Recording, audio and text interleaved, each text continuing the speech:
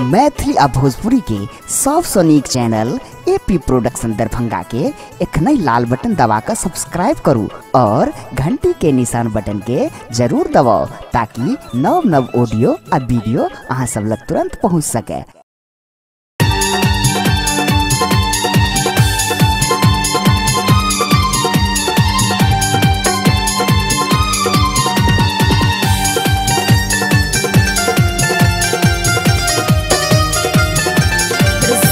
by AB Production, Music and Entertainment.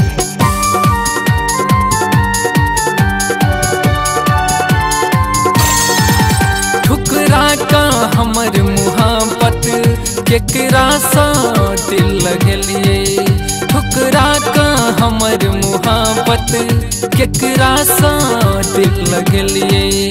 केलो सातो जन्म के वादा पल भर में तोड़ दिलिए।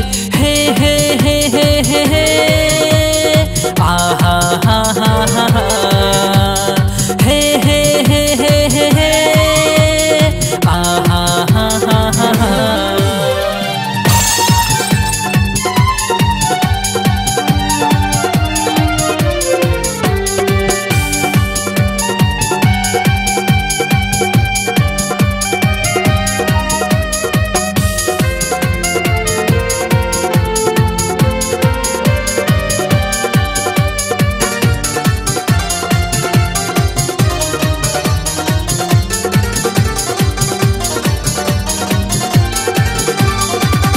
दिन रात सजनी तरपै छी आही के याद में, हम पागल बनल रहै छी आही के इंतजार में।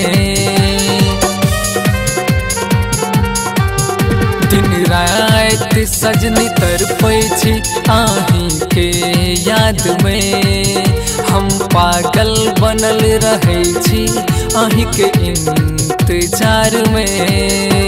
सपना हजार देखा कर आहा छोड़ देलिए, सपना हजार देखा कर आहा छोड़ देलिए। केलो सातो जन्म के वादा पल भर में तोड़ दिलिए, केलो सातो जन्म के वादा पल भर में तोड़ दिलिए।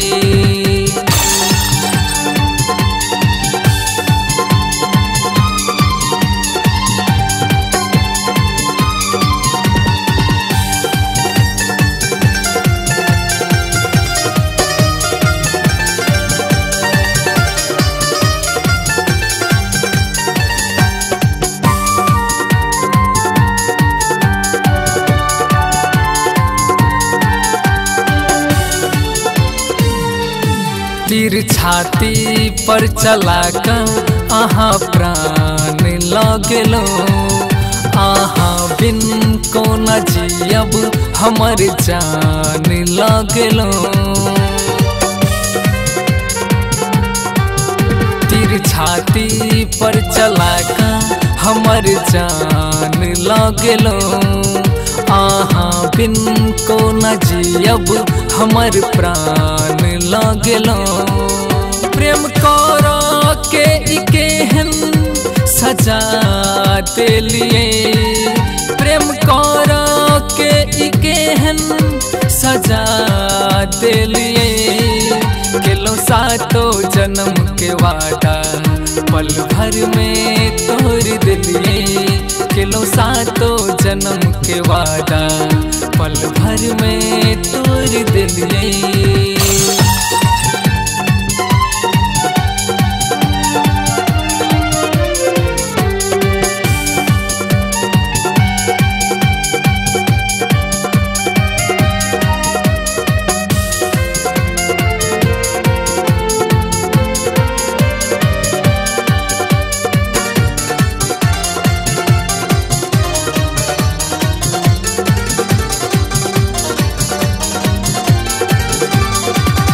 भगवान समनाबी हंसत खन हंसत रही, खुशबू बन बिखरी चाहे केकरो अमानत रही।